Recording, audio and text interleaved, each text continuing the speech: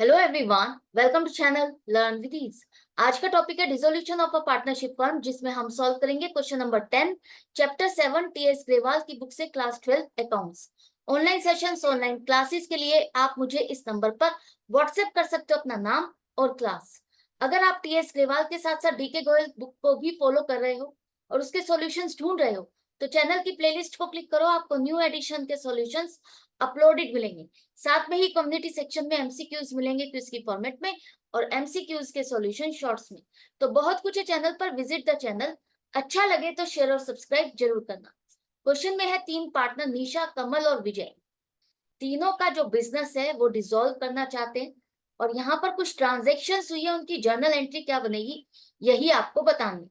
तो सबसे पहली एंट्री है, शिव एक क्रेडिटर है जिसे आपको 6,000 रुपए पेमेंट करनी है। उसकी पेमेंट करते हुए उसने आपके ऑफिस इक्विपमेंट को खरीद लिया है एक तरह से 4,000 रुपए में। मतलब पेमेंट के बदले उसको आपका ऑफिस इक्विपमेंट पसंद आ गया, उसने 4,000 रुपए में उसको खरीदना मंजूर किया। बाकी जो 2,000 रुपए रह गए वो हम पेमेंट करेंगे। अब यहाँ पर हमने क्या सीखा है कि जब कोई एसेट लाइबिलिटी के साथ एडजस्ट होती है, जितनी भी अमाउंट से, वो हम रियलाइजेशन अकाउंट में नहीं लिखेंगे। आप स्टार्टिंग में तो इसको लिखोगे कि आपके पास एक ऑफिस इक्विपमेंट है, बैलेंस शीट से उठा करके जो भी बुक वैल्यू आपकी बैलेंस शीट में दी हुई है आपने उसको डेबिट साइड पे लिखा। इसी तरह से क्रेडिटर को आपने रियलाइजेशन अकाउंट पे क्रेडिट साइड पे लिखा। ऑफिस इक्विपमेंट आपकी एसेट है जिसे बेच करके आपको पैसा मिलेगा, तो आप कहाँ लिखोगे? रियलाइजेशन अकाउंट में क्रेडिट साइड पर। इसी तरह से क्रेडिटर की पेमेंट आप कहाँ लिखोगे? रियलाइजेशन अकाउंट में डेबिट साइड पर। अब एक तरह से ये ऑफिस इक्विपमेंट अगर आपका क्रेडिटर ले रहा है तो आपने इसको बेच दिया ना। तो अगर आप इसको बेच रहे हो तो इसका मतलब 4,000 रुपए ये देगा। आपको भी तो इसे 6,000 रुपए देने हैं। तो यही तो हुआ कि 4,000 रुपए जो इसको देने थे वो इसके साथ एडजस्ट हो गए। बाकी बचा 2,000, वो हम देंगे। तो ना तो 4,000 रुपए आप सेल का दिखाओ और ना ही क्रेडिटर को 4,000 की पेमेंट दिखाओ।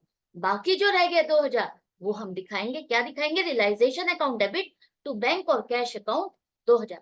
बैंक लिखो या कैश लिखो, दोनों ही करेक्ट है, जब तक पर्टिकुलरली क्वेश्चन में ना दिया हो कि बैंक से पेमेंट हुई है, चेक दिया है, कैश दिया है। आप कुछ भी लिखोगे दोनों ही करेक्ट है। क्लियर है?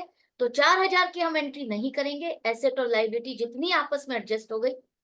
क्लियर है? नेक्स्ट है, इन्वेस्टमेंट है हमारी 1,00,000 रुपए।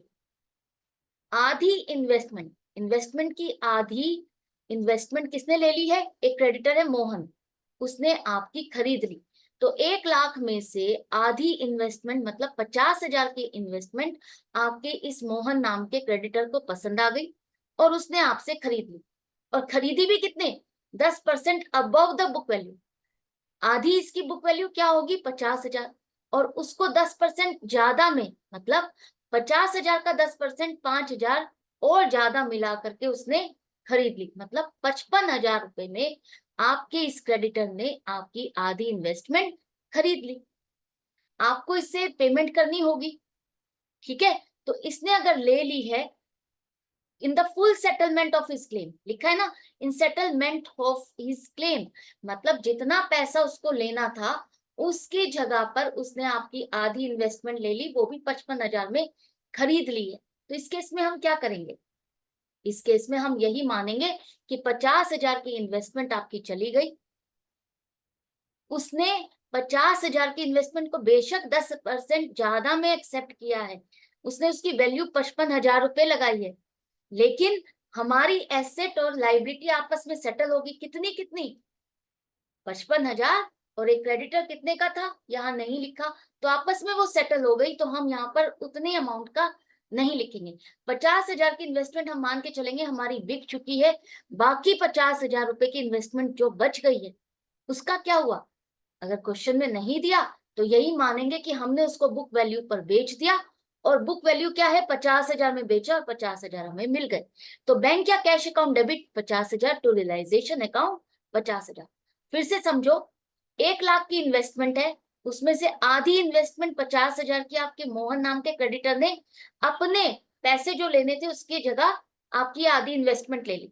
बेशक उसने 50,000 की जगह 55,000 में उसको खरीदा है, उसको इतना ही पैसा लेना होगा और इतने में ही आपका ये क्लेम सेटल हो गया। तो क्रेडिटर और एसेट दोनों आपस में सेटल हो गए। अगर उसने 50,000 की इन्वेस्टमेंट को खरीदा तो आप कहाँ लिखोगे? 55,000 को रियलाइजेशन अकाउंट में क्रेडिट साइड पर। इसी तरह से हम मान लेते हैं इस क्रेडिटर को आपको पेमेंट करनी थी, कितनी करनी थी?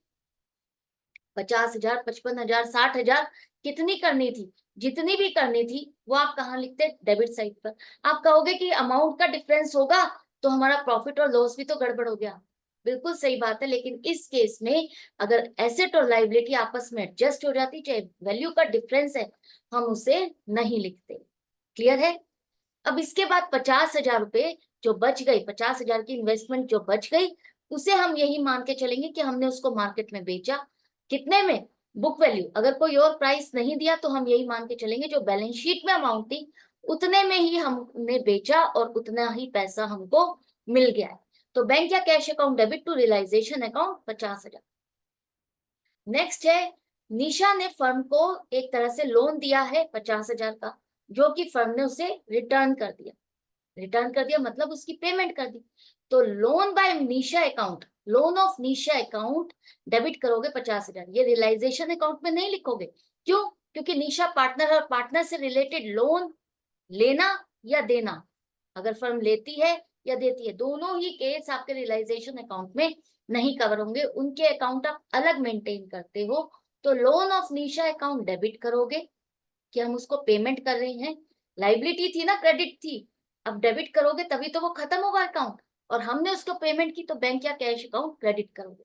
तो loan of Nisha account debit 50,000, account credit debit होकर के कैंसिल हो गया और पेमेंट कर दी हमने उसको 50,000, ये पेमेंट हो गई। क्लियर हो गया? अब हमें रियलाइजेशन अकाउंट बनाने पर डेबिट या क्रेडिट साइड, दोनों साइड में से किसी ना किसी साइड का टोटल ज्यादा होगा।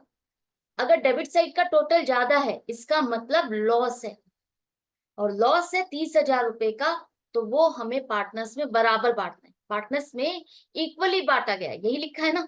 तो 10-10 हजार रुपए इन तीनों को मिलेंगे, और तीनों के अकाउंट लॉस है तो डेबिट होंगे, और रियलाइजेशन अकाउंट आपका क्रेडिट होगा 30,000 से। तो ये 4 एंट्री थी। आई होप आपको अच्छे से समझ में आ गई। डाउट या कंफ्यूजन फिर भी रह जाता है तो आप कमेंट सेक्शन में लिख करके पूछ सकते हो। अदरवाइज मिलेंगे नेक्स्ट वीडियो में नेक्स्ट क्वेश्चन के साथ। Goodbye and take care. अपनी प्रैक्टिस जारी रखना।